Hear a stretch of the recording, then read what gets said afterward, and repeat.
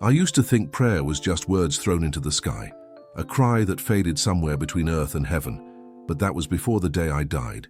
It happened suddenly, a heart attack in my sleep. One moment I was dreaming, the next I was weightless, hovering above my own body.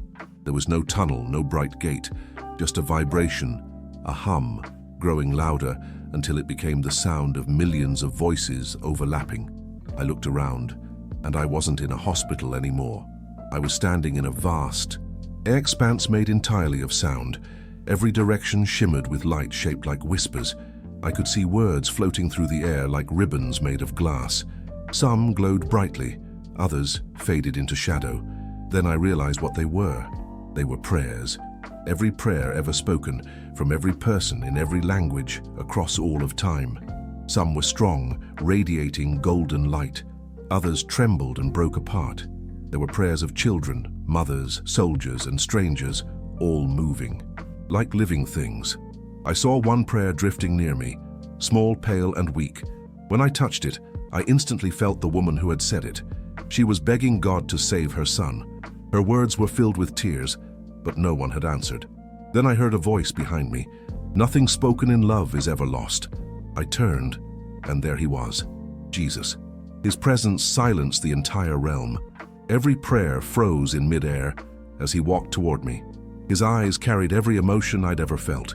Joy, sorrow, compassion, all at once.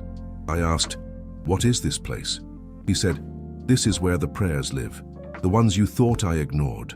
He lifted his hand, and the realm shifted. Suddenly, I saw prayers turning into rivers of light, flowing toward earth, weaving through time. "These are being fulfilled," he said. Then he pointed to prayers that hung motionless, dark and dim. "And these," he continued, "were spoken in fear. They have power, but no direction. They wait for love to give them form." I saw my own prayers, the ones I whispered in anger, the ones I abandoned when I lost faith. They were there, half-formed, trembling in the air. I fell to my knees. "I'm sorry," I said. "I didn't know words could live." Jesus knelt beside me. "Every word is a seed," he said. "You are made in the image of the word. When you speak with love, creation listens." Then I saw something incredible. A prayer from 500 years ago was still moving, spoken by a monk long dead, yet it was still glowing, still, unfolding into blessings for people who didn't even know his name. I asked, "So, time doesn't end prayers?" He said, "Time serves them. Even silence serves them. The Father keeps every sound born in faith until its purpose is complete." Suddenly the realm grew brighter.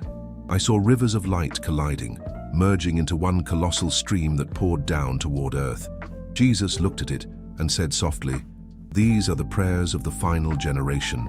They will soon be answered all at once." Felt the weight of those words, the final generation. He didn't say it with fear, he said it with promise. Then he touched my forehead. I felt myself falling backward through the waves of sound, through every prayer I'd ever prayed, until I was back in my body, gasping for breath. The doctors said I had been gone for 7 minutes, but I know I was gone much longer. Now, every time I pray, I can almost hear the echoes, the living words that fill that unseen realm. I don't pray to be heard anymore.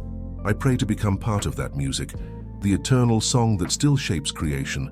And I know now, there are no unanswered prayers, only prayers still waiting to bloom,